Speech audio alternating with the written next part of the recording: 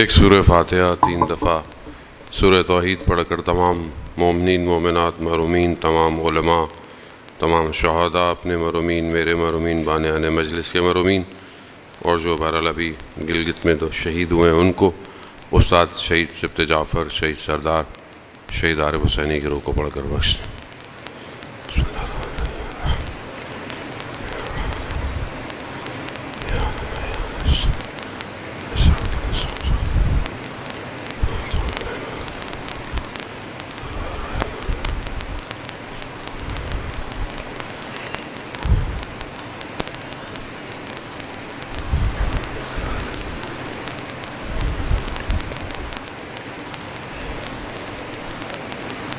امام زمانہ کی سلامتی کے لیے ایک دفعہ صلوات بھیج دیں۔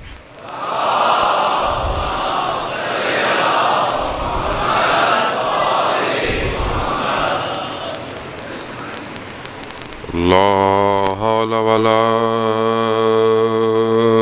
قوة الا باللہ العلی العظیم۔ حسبنا اللہ ونعم الوکیل، نعم المولا ونعم النصیر۔ اعوذ باللہ من الشیطان الرجیم، بسم اللہ الرحمن الرحیم۔ الحمد للہ الذی یؤمن الخائفین وَيُنَجِّ الصَّالِحِينَ وَيَجْزَعُ الْمُسْتَكْبِرِينَ وَيُهْلِكُ مَلُوكًا وَيَسْتَخْلِفُ آخَرِينَ۔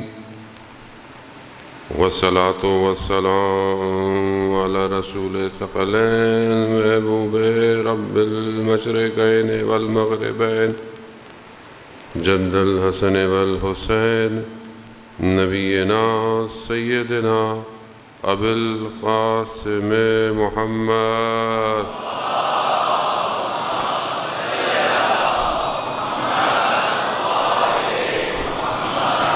وعلى آلہ الطیبین الطاہرین المعصومین، لا سیما بقیت اللہ فی الارضین، روحی وارواحنا لتراب مقدم الفداء، ولعنۃ اللہ علی اعدائہم اجمعین۔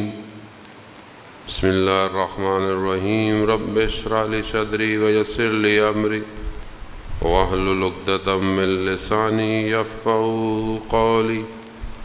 اما بعد فقد قال اللہ تبارک تعالی فی کتاب الحکیم والقرآن المجید، وما خلقت الجن والانس الا لیعبدون۔ صلوات بھیج دے محمد۔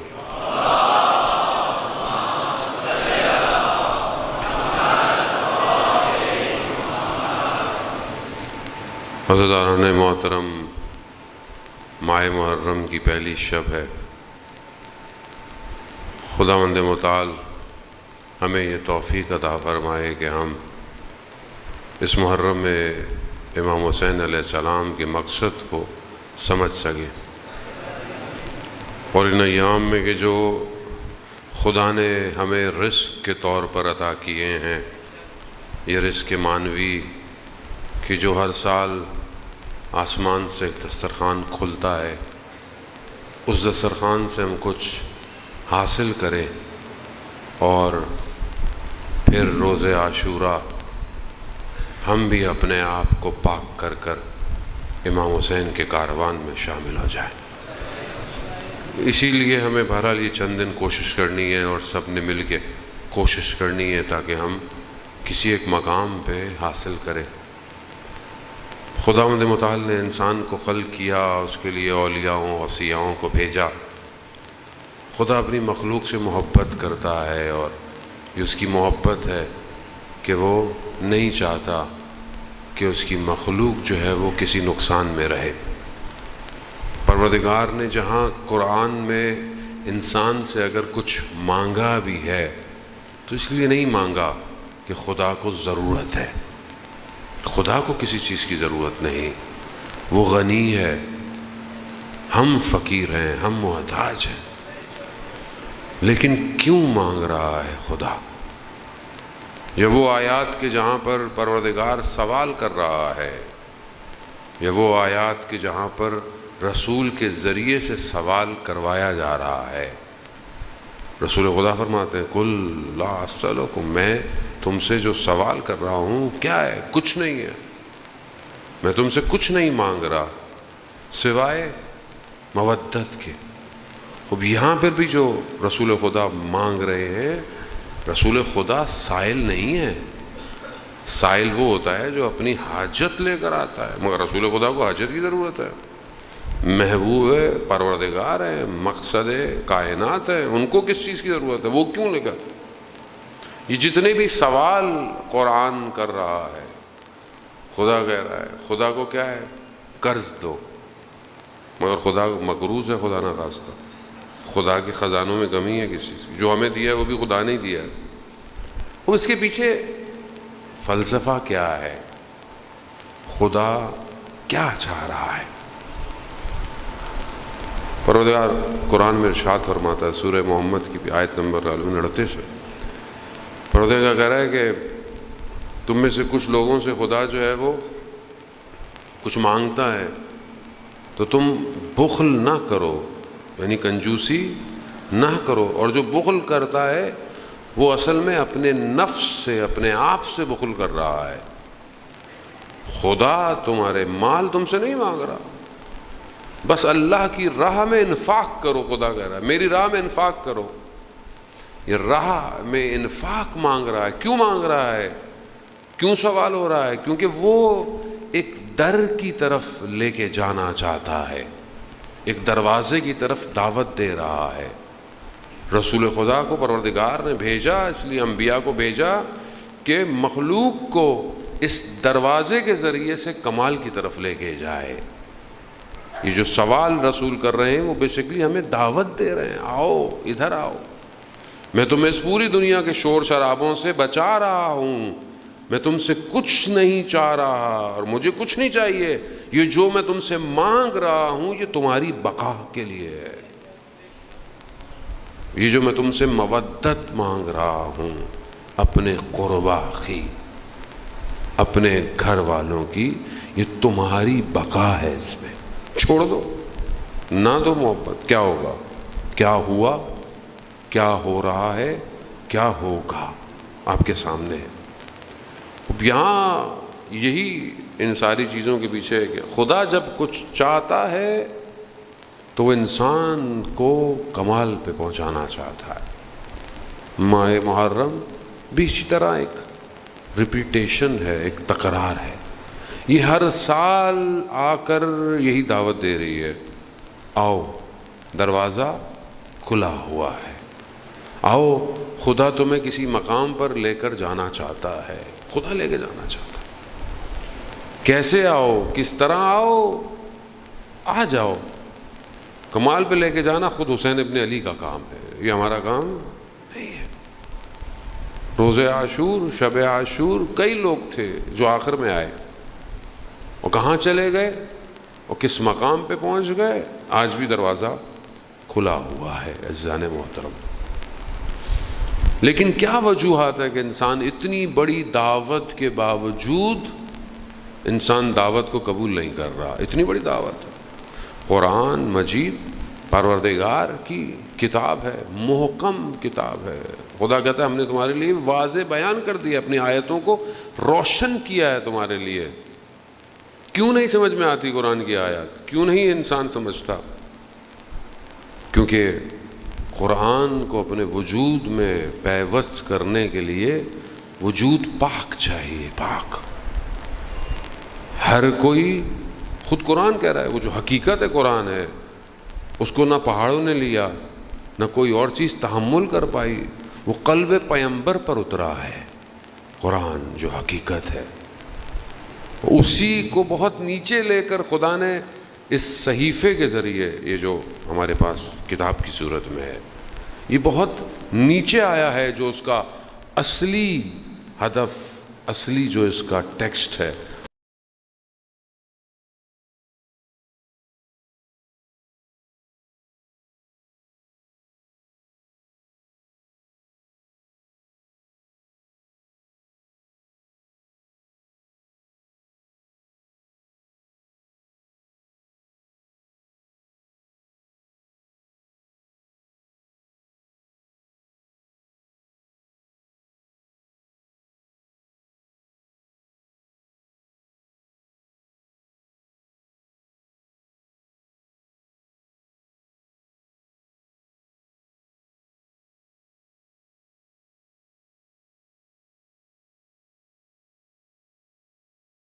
ہے دونوں میں، دونوں برابر نہیں ہے.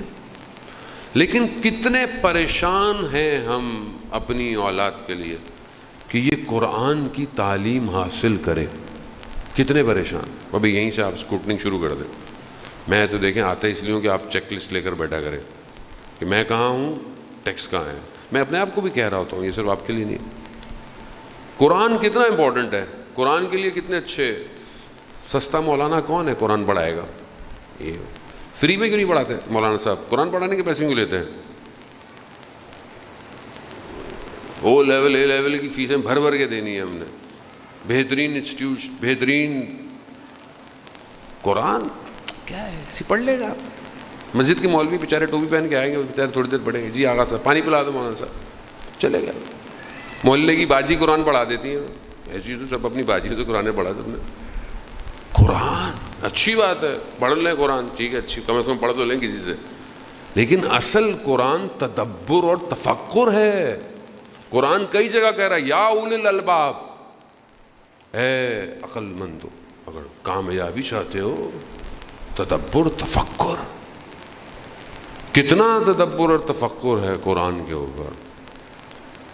مولانا صاحب بولے مولانا صاحب اتنے سارے مسلک ہیں، اتنے ہی ترجمے ہیں قرآن کے.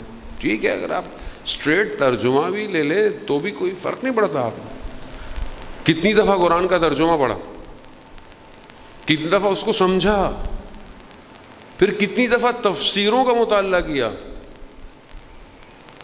اب آپ بولیں گے مولانا صاحب اگر سب ہم ہی پڑھ لیں تو پھر آپ کو کیوں بلاتے ہیں مجلس پڑھنے کے لیے؟ یا بھائی ہم یہی تو اللہم صلی علی محمد، ہم یہی چاہتے ہیں کہ جب آپ تفسیر بھی پڑھ لیں گے نا تو مولانا پھر اس سے بھی اوپر کچھ پڑھ کے آئے گا. جب ہم نارمل ٹیکسٹ ہی نہیں پڑھ رہے. اسلام کا اوریجنل ٹیکسٹ کیا ہے؟ اوریجنل ٹیکسٹ قرآن ہے. قرآن ہی جب ہمارے وجود میں نہیں، ہم قرآن پڑھتے ہیں جب مرحومین. قرآن خوانی میں کوئی بھی نہیں آتا، ویسے بھی لوگ بعد میں آتے ہیں. کھانا کب ہوگا؟ مجلس کے بعد اس میں پہنچے. قرآن خوانی بیچارے کچھ لوگ گھر والے بیٹھے ہوتے.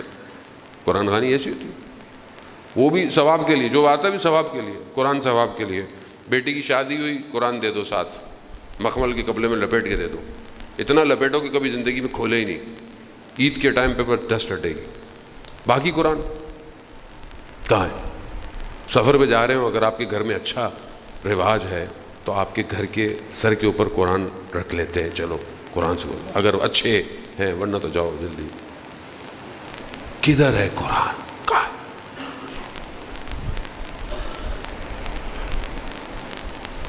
قرآن کو دیکھنا عبادت، سننا عبادت، پڑھنا عبادت. لیکن جب تک یہ تفکر میں، تدبر میں تبدیل نہیں ہوتا، قرآن معاشرے کو ڈرائیو نہیں کرے گا. قاری بہت ہیں، قاری امام حسین کے مقابلے میں تھے. ہمارے پاس سب سے پہلا جواب یہی ہے، جب آپ بولو نا قرآن پڑھو، مولانا صاحب وہ تو امام حسین کے سامنے جو لوگ کھڑے تھے قاری تھے قرآن کے، تو کیا کریں؟ قرآن پڑھنا چھوڑ دیں. نماز بھی پڑھتے تھے وہ لوگ، بہت سے لوگ اس لیے نماز بھی نہیں پڑھتے. ناطق قرآن جب جنگ میں نیزوں پر خالی ڈبے تھے، وہ قرآن بھی نہیں تھا، اٹھایا، لوگ ہل گئے. مولا قرآن قرآن. بے بصیرتی کا یہی عالم ہوتا ہے جب انسان ولی الزمان سے دور ہو جائے. کیا کہا؟ مولا قرآن اٹھا لیا نیزوں پہ. امام نے فرمایا میں ناطق قرآن ہوں. میری سمجھ میں نہیں آ رہی تمہیں؟ عزیزان محترم، اگر ہم چاہتے ہیں، ان شارٹ بریکٹ کلوز، اگر چاہتے ہیں وقت کے امام تک پہنچے، اگر چاہتے ہیں، آیت اللہ عظمہ بہجت فرماتے تھے رضوان اللہ تعالیٰ علیہ. لوگ کہتے تھے وظیفہ دیں، امام زمانہ کی زیارت کریں. ہر کسی کو وظیفہ چاہیے، وظیفہ والی قوم ہے ہم تو. ویسے بھی وظیفہ دے دیں، امام زمانہ کا زیارت کریں. وہ کہتے تھے کہ اگر امام زمانہ کی زیارت چاہتے ہو تو قرآن کی زیارت کرو.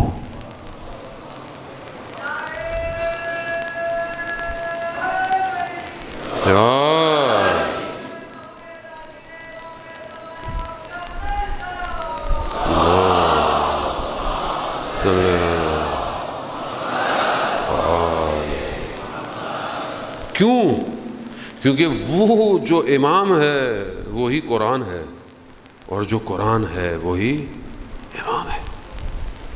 خلیفہ وقت نے ابن عباس سے بولا کہ تم ہر وقت مولا علی کی تعریفیں کرتے ہو. اس نے بولا میں تو قرآن کی آیتوں کی تلاوت کرتا ہوں،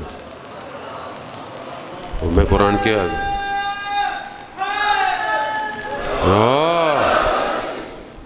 لیکن یہ قرآن پیوست اسی کے وجود میں ہوا جو سمجھ پایا اپنے وقت کے امام کو. ورنہ قاری تو بہت تھے، مگر وہ قاری جس نے سر نیزے پر بھی قرآن کی تلاوت کی، اصلی قاری ذکر الہی ہے، کلام الہی ہے، کلام الہی. ہم نہیں چاہتے کہ خدا ہم سے باتیں کرے، ہم نہیں چاہتے. اگر چاہتے ہیں کہ خدا آپ سے باتیں کرے، قرآن پڑھیں. کتنا ہم لوگ واٹس ایپ، فیس بک کے سٹیٹس، انسٹاگرام کی ریل سب دیکھ رہے ہیں، دنیا جان کتنا دیکھتے ہیں. آپ خود سوچیں، آپ کو سوچنے کی بھی ضرورت نہیں. ویسے تو اب تو آپ کا موبائل آپ کو بتا دیتا ہے کہ کتنی دیر آپ نے اسکرین کھولی، کتنی دیر آپ نے یوٹیوب یوز کی ہے، سب آپ کو بتا دیتا ہے. خود اس کو کمپیئر کریں اپنے ساتھ کہ کتنا میں یہ نہیں کہہ رہا کہ برا کام کرتا، اچھے کام کرتے ہوں گے، پڑھتے ہوں گے، سارے کام کرتے ہیں، لیکن آپ دیکھیں کہ کتنا دنیا کا ٹیکسٹ پڑھ رہے ہیں اور کتنا خدا کا کلام پڑھ رہے ہیں. کہاں ہے؟ پھر آپ کہتے ہیں معاشرہ صحیح نہیں ہو رہا، پھر آپ کہتے ہیں معاشرے میں مشکلات ہیں، مصیبتیں ہیں، لوگ امام کو نہیں. کیسے امام کو پہچانیں گے؟ وہ چیز جو آج موجود ہے اور وہ چیز جو غیبت کے پردے میں ہے. امام جب تشریف لائیں گے تو کون سی چیز کو حاکم کریں گے؟ کون سی چیز کی حکومت ہوگی؟ مولا متقیان حضرت علی ابن ابی طالب علیہ السلام.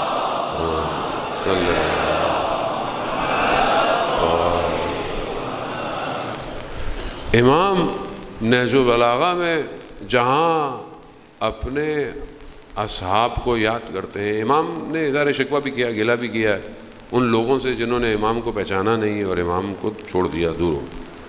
وہیں پر امام جو ہے وہ اپنے اصحاب کو بھی یاد کرتے جو امام کے صحابی ہیں، اور اس شدت یاد اتنی ہے، امام نے اتنی اس کے ساتھ یاد کیا ہے کہ نہج البلاغہ میں بیان ہے کہ امام نے اپنے انگلیوں کو دانتوں میں دبایا ہے. کہاں ہیں وہ جو ایسے تھے؟ پھر امام نے نام لیا ہے بعض، اینا عمار، عمار کہاں ہے؟ پھر امام نے ان کی خصوصیات بتائی ہیں. ہم چاہتے ہیں کہ ہم ان جیسے تو نہیں ہو سکتے ظاہر ہے، لیکن اس کی صف میں تو شامل ہو سکتے ہیں. وہاں امام نے ایک صفت یہ بتائی ہے کہ یہ وہ ہے جو قرآن کی تلاوت کرتے تھے اور اس پر عمل کرتے تھے. تلاوت اور عمل. اب تلاوت کیا ہے؟ مثال کے طور پر بہت ساری قرآن کی آیت ہے. قرآن کی ایک آیت ہے کہ پروردگار ارشاد فرما رہا ہے کہ الا بذکر اللہ تطمئن القلوب، آگاہ ہو جاؤ، اللہ کا ذکر دلوں کو اطمینان دیتا ہے. اب یہ پڑھیں اور اس پہ عمل کیسے کریں؟ کیا جب ہم زندگی میں پریشان مشکل ہوتے ہیں اللہ کا ذکر اطمینان دیتا ہے؟ ان اللہ مع الصابرین، بے شک اللہ صبر کرنے والوں کے ساتھ ہے. لیکن کیا زندگی میں صبر کرتا ہوں؟ ان مع العسر یسرا، بے شک ہر مشکل کے بعد آسانی ہے. خوب یہ علم یعلم بان اللہ یرا، مگر تم نہیں جانتے کہ خدا تمہیں دیکھ رہا ہے. کوئی قرآن کی آیت ہے؟ تو کیا پریکٹیکلی یہ میرے ذہن میں ہے کہ خدا مجھے دیکھ رہا ہے؟ خدا دیکھ رہا ہے.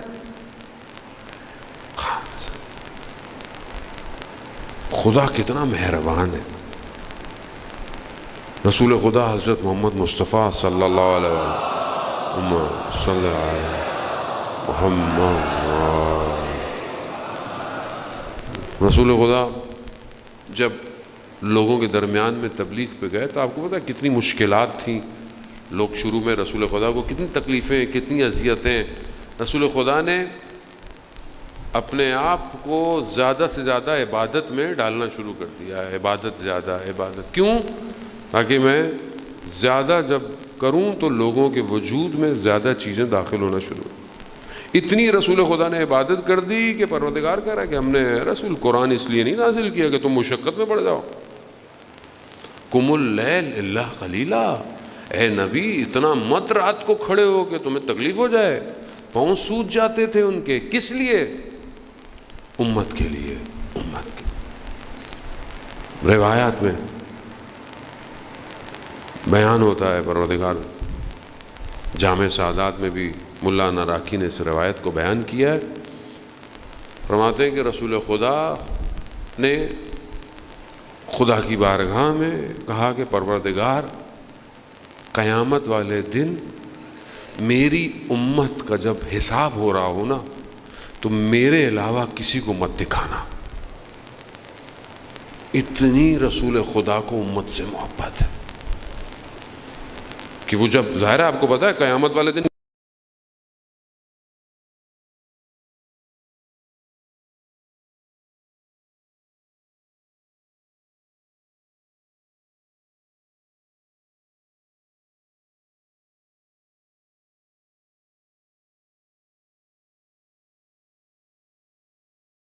پوچھا کہ برل وہ فرشتے ملائکہ آئے اور انہوں نے بولا کہ لکھو. بولا کہاں سے لکھوں؟ قلم تو نہیں ہے. کہا تمہاری انگلی تمہارا قلم بن جائے گی. قلم لکھو. کہا دوات کہاں سے لو؟ مرکب. کہا زبان لگاؤ. لکھنا شروع کیا. اچھا برا جو رک نہیں پایا قلم، آپ کا قلم خود لکھے گا تم نے زندگی میں کیا کیا. اچھا کیا خود لکھے گا، اصل میں آپ کے اختیار میں نہیں ہے. کہا لکھے گا لکھے گا. اس کے بعد 2 ٹکڑے گردن میں ٹانگ دیا. کہا ایسا لگ رہا تھا جیسے دنیا کے پہاڑ میری گردن میں لٹک گئے. کہاں فرار کرے گا؟ کہاں جائے گا اس دن آدمی؟ اس دن کے لیے رسول خدا فرما رہے ہیں جہاں سب چیز عیاں ہوگی، ہر چیز کھلی بھی ہوگی، کوئی چیز پوشیدہ نہیں ہوگی. یہاں میں اچھے کپڑے پہن لوں، خوشبو لگا لوں، آپ کو پتہ نہیں ہے میں اندر سے کیسا ہوں، آپ کو کیا پتہ. لیکن اس دن سب عیاں ہوگا، سب کھلا ہوگا، کچھ چھپ نہیں پائے گا. اس دن کے لیے رسول خدا نے فرمایا پروردگار میری امت کا جب حساب کرنا صرف مجھے دکھانا بس. یعنی رسول چاہتے ہی نہیں کہ دوسری امتیں دیکھیں کہ میری امت کیا عمل کرتی تھی. اللہم صلی محمد. ادھر سے پروردگار نے اپنے محبوب سے کہا میرے محبوب میں تم سے زیادہ اپنی مخلوق کے لیے مہربان ہوں. یقیناً رسول خدا مہربان ہے. کہا میں تم سے زیادہ اپنی مخلوق پر مہربان ہوں. میں جب ان کا حساب کروں گا تو میں آپ کو بھی نہیں دکھاؤں گا. تو خدا کہاں ہے؟ اس خدا سے بات کرنے کا دل نہیں چاہتا آپ کا؟ نہیں چاہتا. میں اپنے آپ سے کہہ رہا ہوں جانو کتنا ہم لوگ باتیں کرتے ہیں ایک دوسرے سے، کتنا ہم لوگوں سے باتیں کرتے ہیں، کتنا ہم نامحرم سے باتیں کرتے ہیں. استغفر. یہ سوشل میڈیا برباد کر دیا اس نے. اور وہ خالق بندے کا انتظار کرتا ہے یہ کب مجھ سے باتیں کرے گا. خوب بات کرے انسان، خدا کی طرف پڑھے، عزیزان محترم، پروردگار نے اس دن جب سب عیاں ہوگی، روایت ہے رسول خدا حضرت محمد مصطفیٰ صلی اللہ علیہ وآلہ وسلم، اللہم صلی اللہ،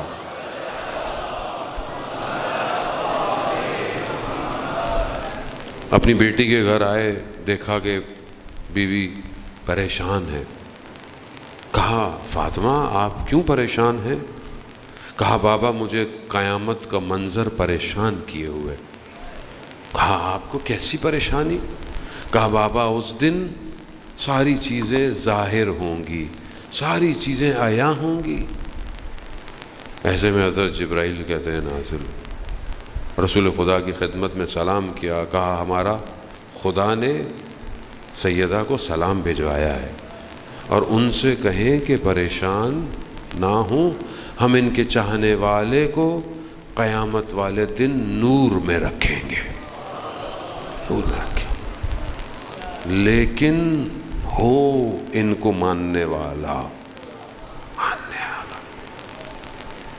کہنا آسان ہے، ماننا مشکل. زبان سے کہیں ہم مانتے ہیں، عمل مخالف، جھوٹ کیسے کریں گے آپ؟ عزیزان محترم، بس یہی ہے ولی الزمان. جو لوگ پہچان گئے وہ قربان ہو گئے، جو نہیں پہچانے وہ گھومتے رہے. آج جس دور میں ہم زندہ ہیں یہ دور بہت پیچیدہ ہے. اب جنگ جو ہے وہ ایک جنگ نہیں ہے کہ مطلب دشمن آئے اور آپ کے شہر پہ، ملک پہ حملہ کر دے. اب جنگ جو ہے وہ مرکب ہے، یعنی بہت ساری جہت سے جنگ لڑی جا رہی ہے. یعنی ساری ٹیکنیک، ساری اسٹریٹجیز کام ایک ہی ساتھ. پہلے جنگ لڑتی تھی، ملک آیا ادھر مارا ادھر مارا، ادھر ورلڈ وار 1 ورلڈ وار 2 ایسی ہوئی، قوم آئی ٹھک ٹھک مارا. اب ایسا نہیں ہے، اب ایک ہی ٹائم پر ساری چیزیں استعمال ہوتی ہیں. یعنی سامنے سے بھی مار رہے ہیں، یوکرین کی وار آپ کے سامنے ہے. صرف وار نہیں ہے، پروپوگنڈا وار بھی ہے، میڈیا وار بھی ہے، سائبر وار بھی ہے، ڈیٹا وار بھی ہے، انٹیلیجنس. ساری جنگ ایک ساتھ جڑی ہوئی ہے. یعنی جب یوکرین پہ حملہ ہوا تو کیا دکھایا اس نے؟ رشیا ظلم کر رہا ہے، رشیا نے یہ کر دیا، رشیا نے وہ کر دیا. تو ادھر جو یمن میں اتنے عرصے تم مارتے رہو، یہ نہیں دکھایا تم نے کبھی، یہ جنگ نہیں دکھائی کہ یہاں ظلم ہو رہا ہے، وہاں کیوں دکھا رہے ہو؟ خوب کیونکہ میڈیا وار ہے، ساری اسٹریٹجیز ہاتھ میں ان کے. جنگ کو اس طرح دکھایا. اب ایک تو مسئلہ یہ ہے کہ یہ ہمارے ٹی وی چینلوں پہ بھی لائیو جا رہا ہے، کل سے میں مجلس پڑھنا بند ہو جائے گا میرے اوپر. صلوات بھیج دے محمد والے محمد.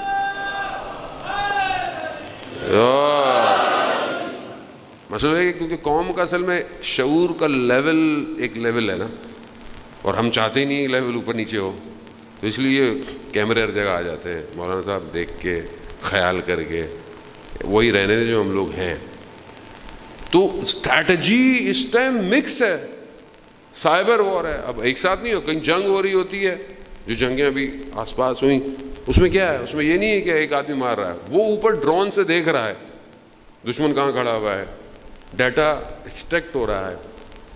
داعش سے جو جنگ جیتی ہے وہ کیسے جیتی ہے کہ ان کے اپنے ڈرون اڑ رہے تھے ہواؤں میں، اور وہ ان کی اپنے ڈرون ان کے اپنے اوپر تھے، ان کو ہائی جیک کیا ہے.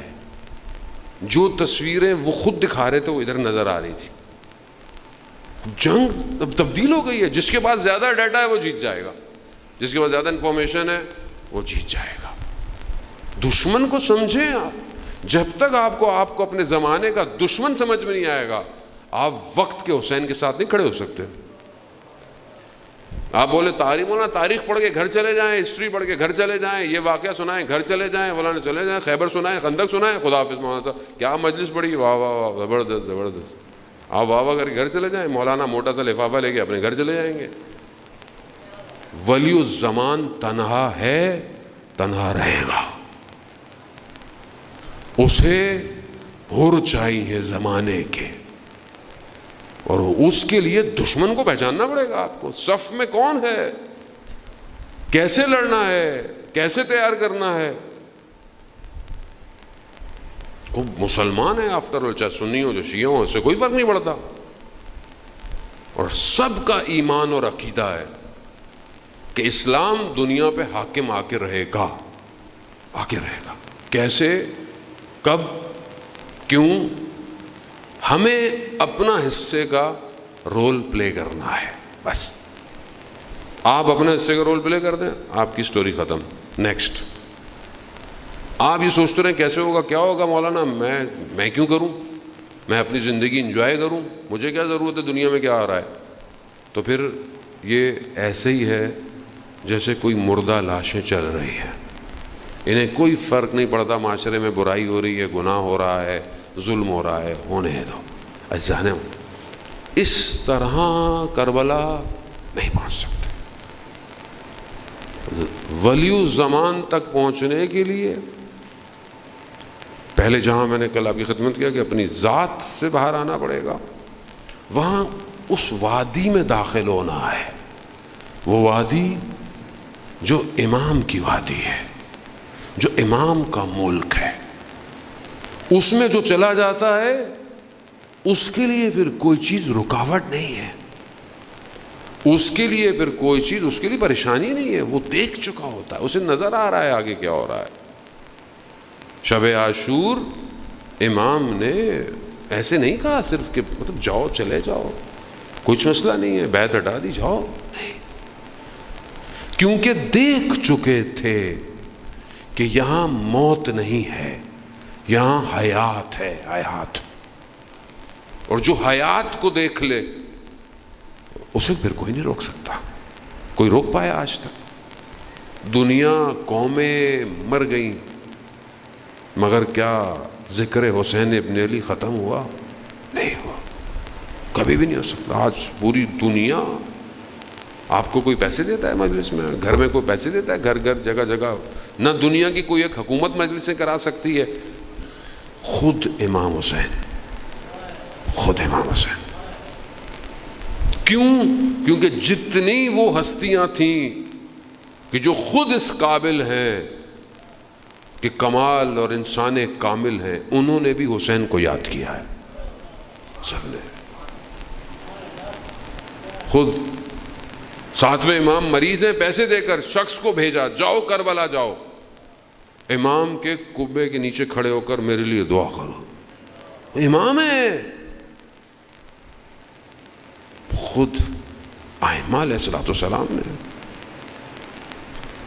پانچویں امام نے وصیت کی کہ میرے پیسوں سے 10 سال تک مینا کے مقام پر عزاداری کرو۔ کیوں؟ کیونکہ امام حسین علیہ السلام، ابھی ابن کعب راوی رسول کے ساتھ بیٹھا ہوا ہے، جیسی دیکھا ایک بچہ آیا، رسول خدا کو سلام کیا، رسول خدا نے اسے سلام کا جواب کیا، پھر رسول خدا نے فرمایا اے زینت و زمین اور آسماں۔ راوی کہتا ہے یا رسول اللہ، مگر آپ سے بڑھ کر بھی دنیا کی کوئی زینت ہے؟ آپ خلقت خدا کا ہدف ہے، آپ کے چکر میں دنیا خلق ہوئی، آپ مقصد دنیا ہے، آپ کے علاوہ بھی کوئی زینت ہے، اور آپ اس بچے کو کیا کہہ رہے ہیں؟ کون بچہ؟ حسین ابن علی۔ رسول خدا فرماتے ہیں کہ حسین کی منزلت زمین سے زیادہ عرش پر ہے، عرش۔ ہر نبی نے حسین ابن علی پر گریہ کیا ہے، ہر نبی جو گزرا ہے کربلا سے، حضرت آدم سے لے کر خاتم تک حسین ابن علی پر گریہ ہے۔ وجہ کیا ہے؟ وجہ یہ کہ حسین، امام حسین کی کشتی نجات کی سب سے تیز ہے، رحمت واسع ہے، آپ کے سامنے ہے۔ ایک خلیفہ کے دور ہے، ہم 10ویں امام کا دور ہے، خلیفہ کے بعد بیٹھے ہیں، آپ کو پتہ ہے کہ مختلف، ایک کرسچن مسیح جو مناظرے کرنے آتے تھے، اس نے کہا کہ خاک کربلا جو ہے، بہرحال اس کے پاس علم تھا اپنا، اس میں شفا ہے. مگر ایک منافق بیٹھا ہوا تھا، اس نے بولا اگر شفا اس میں ہے تو یہ پھر جو کھائے گا، جو مریض نہیں ہوگا، اس کو مرض بھی ہونا چاہیے. اندر بغض تھا. اس نے جیسے ہی کھایا وہیں پر حالت خراب ہوئی، مر گیا. اس دن وہ کرسچن کہتا ہے کہ فوراً جو ہے اس نے کربلا جانا شروع کر دیا. صرف خاک، کسی اور حرم کی خاک کھانے کی اجازت نہیں ہے. صرف زندہ آباد، زندہ آباد، مردہ آباد، مردہ آباد.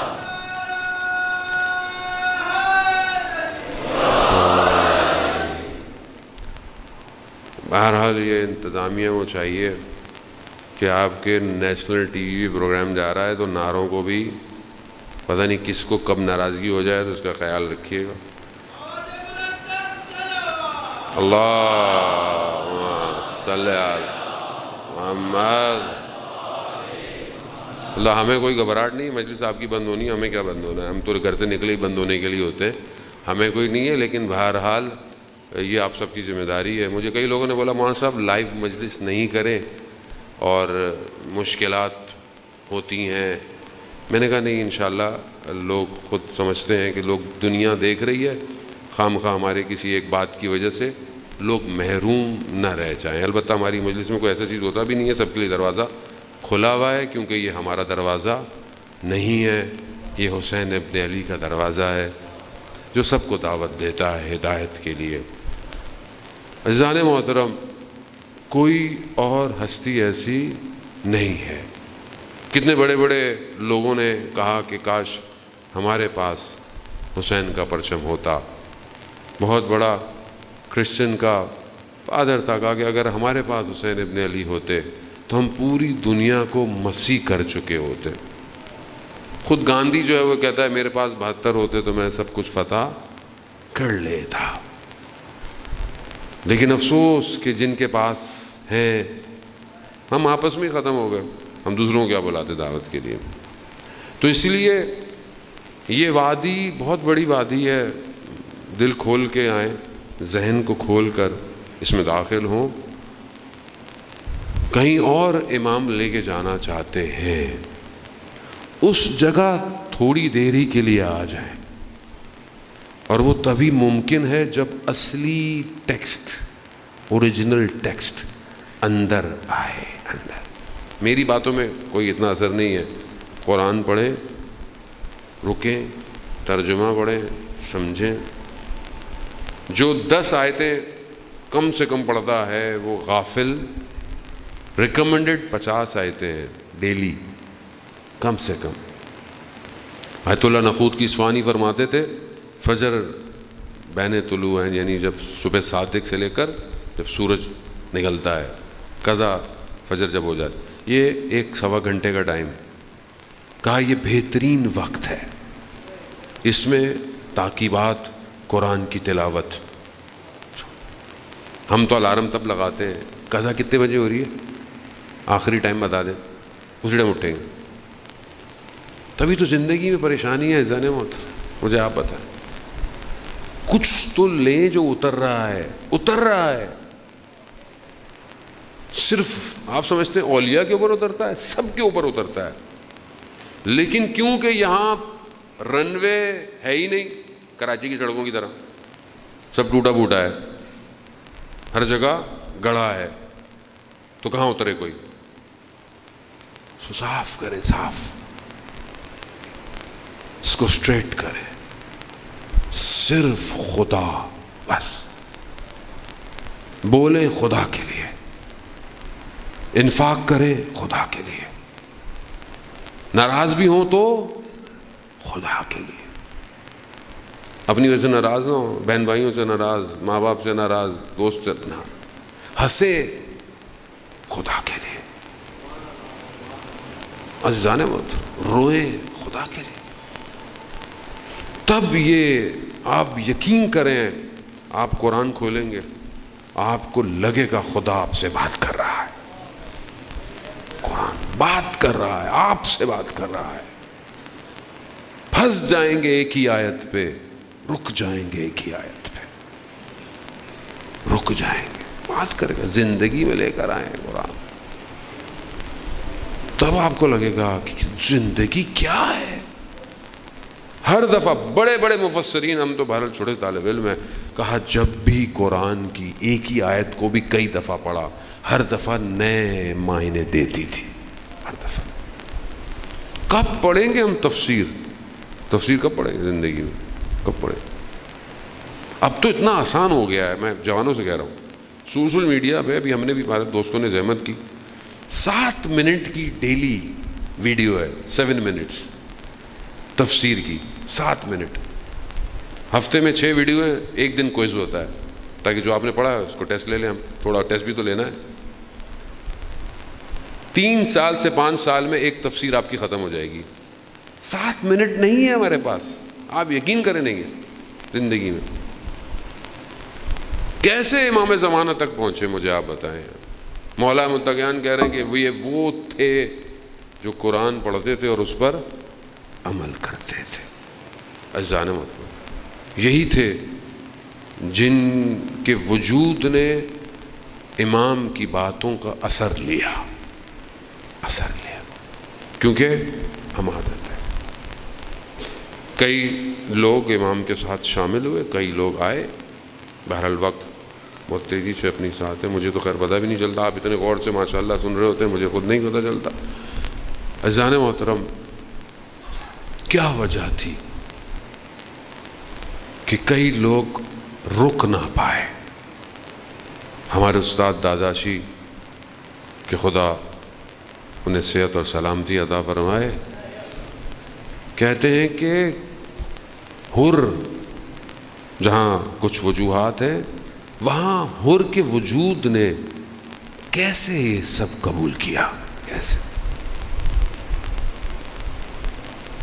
روکا امام کو، امام کے رخ کو روک دیا، امام کی سواری کو، لگام کو پکڑا۔ میرے امام نے کہا حر تیری ماں تیرے غم میں بیٹھے، مگر حر نے جواب نہیں دیا۔ حضرت حر نے کیا کہا؟ کہا کہ آپ کی والدہ کا جو مقام ہے، میں یہ بات آپ کو نہیں کہہ سکتا۔ کیا وجہ تھی کہ اندر سے یہ بات نکلی؟ اس کا مطلب ہے کہ اندر پاکیزگی تھی۔ کیسے تھی؟ ہمارے استاد کہتے ہیں کہ یہ جب کوفہ میں، ظاہر ہے کوفہ کا شجاع ترین شخصوں میں سے ہے، تبھی تو لشکر کا سردار ہے، کہا جب یہ کوفہ میں تھا تو اس کا جو استاد تھا جو اس کو قرآن کی تفسیر کا درس دیتا تھا، وہ اہل بیت کا ماننے والا تھا۔ قرآن اندر پیوست ہوتا ہے، جو جوان قرآن کی تلاوت کرتا ہے، روایات ہے، قرآن اس کے گوشت میں پیوست ہو جاتا ہے۔ کٹتی رہیں گردنیں، لا الہ الا اللہ، کچھ نہیں ہوا۔ کیوں آج تک آپ سلام کرتے ہیں؟ ان سب کرتے ہیں، مگر زندہ ہے، لیکن قرآن کہہ رہا ہے زندہ ہے۔ گمان نہ کرو، وجود سامت قرآن اور ناطق قرآن سے پیوست ہوا تھا۔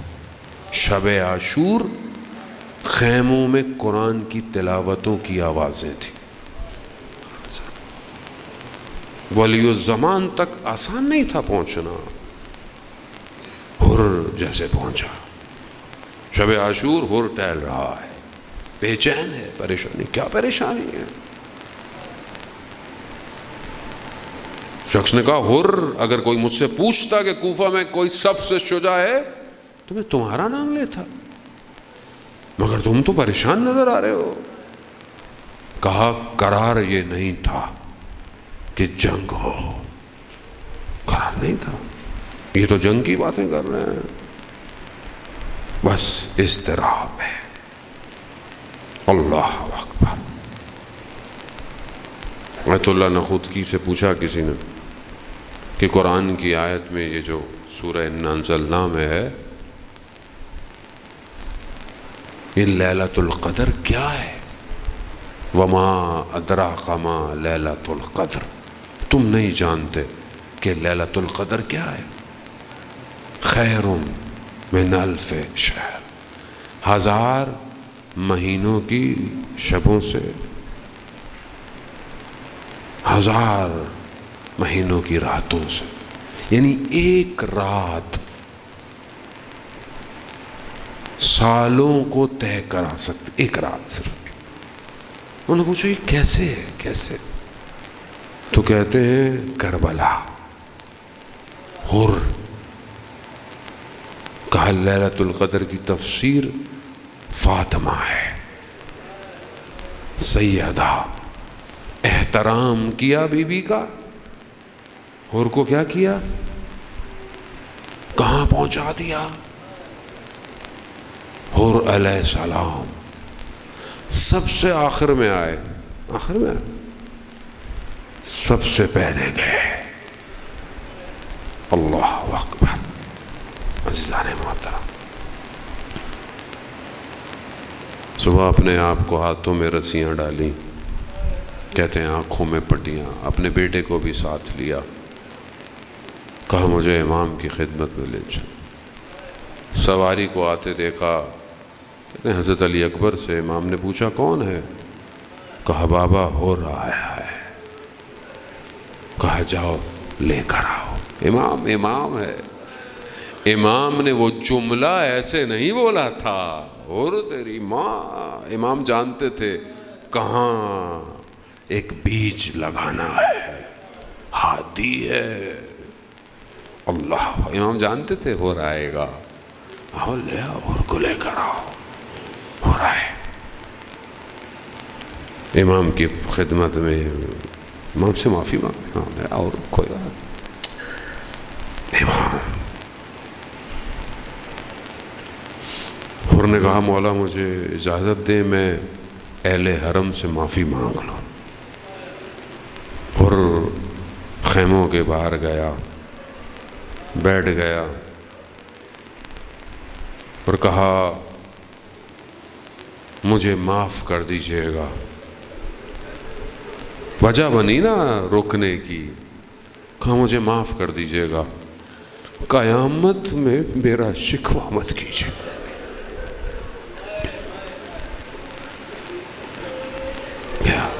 حر سے پہلے حر کا بیٹا گرا، شہید ہوا. اس سے پہلے کہ حر پہنچتے امام حسین پہنچ گئے.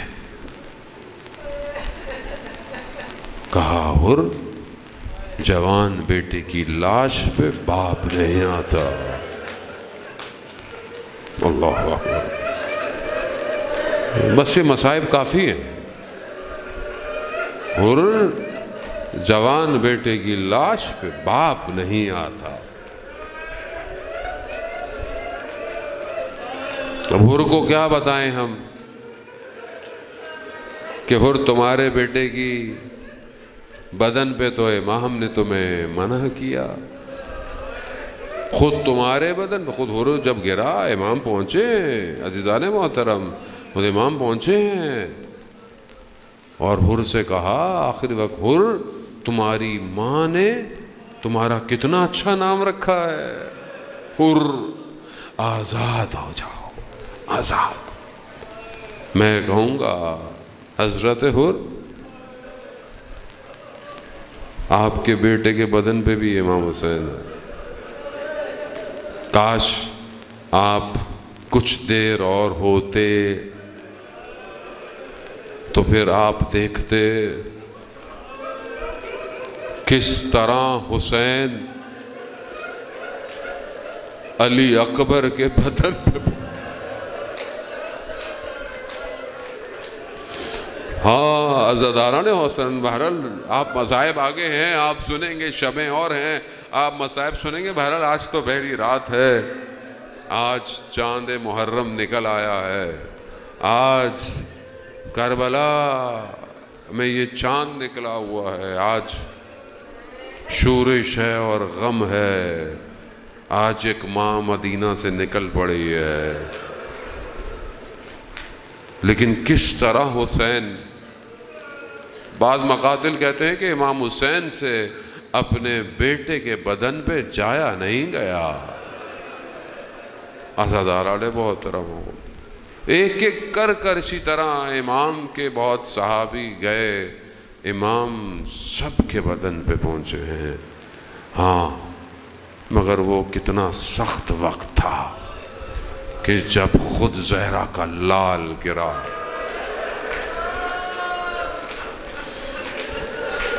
کوئی نہیں ہے، شاید ایک آواز آئے، ایک ماں مدینہ سے جو چلی تھی وہ عصر عاشور اپنے بیٹے کے بدن پر۔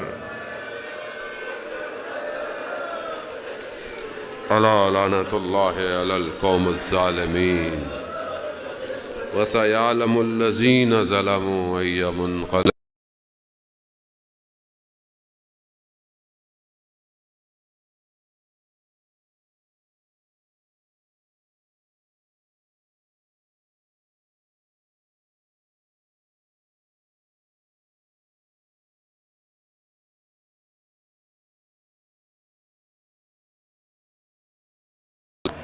پروردگار ہمیں عافیت کے ساتھ ظہور میں داخل ہونے کی توفیق عطا فرما۔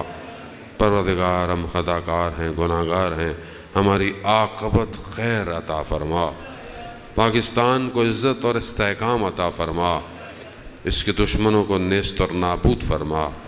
مجلس، عزاداری، جلوس جہاں بھی ہو رہی ہے پروردگار ان سب کی جان مال عزت آبرو کی حفاظت فرما، اور جو شرپسند عناصر ہیں جو ماہ محرم میں تفرقہ ایجاد کرنا چاہتے ہیں، اہل سنت مومنین کے درمیان میں اختلاف کرنا چاہتے ہیں، ملک کی امنیت کو خراب کرنا چاہتے ہیں، پروردگار انہیں ان کے اس کام میں کیفر کردار تک پہنچا۔ پروردگار آپس میں محبت اتفاق سے رہنے کی توفیق عطا فرما، ہم سب کو مل کر اپنے وقت کے امام تک پہنچنے کی توفیق عطا فرما۔ علماء کرام، مراجع اکرام، سوز خوان، سلام پڑھنے والے، نوحہ پڑھنے والے، مرثیہ پڑھنے والے، ذاکر، خطیب، جو بھی جہاں جہاں سکاؤٹ، میڈیا، پولیس، رینجرز، انتظامیہ، اہل محلہ، جو بھی جس طریقے سے بھی اپنی خدمت کر رہا ہے عزاداری کے لیے، پروردگار انہیں اپنی بارگاہ سے اجر کثیر عطا فرما۔ جو بیمار ہیں انہیں بیمار کربلا کے صدقے شفائے کاملہ عطا فرما، جو مقروض ہیں ان کے قرضوں کو غیب سے عطا فرما۔ بہت سارے لوگ بے گناہ اسیر ہیں، ہمارے ایک عزیز دوست سید وصال حیدر، وہ بھی بے گناہ اسیر ہیں، اس کے علاوہ بھی دنیا میں جہاں جہاں بھی مومنین بے گناہ اسیر ہیں انہیں جلد سے جلد رہائی عطا فرما۔ پروردگار ہمیں حج، عمرہ اور زیارات کی توفیق عطا، زیارت نصیب فرما۔ اللہم ارزقنا زیارت الحسین فی الدنیا و شفاعتہ فی الآخرہ۔ صلوات بھیج دے محمد والے۔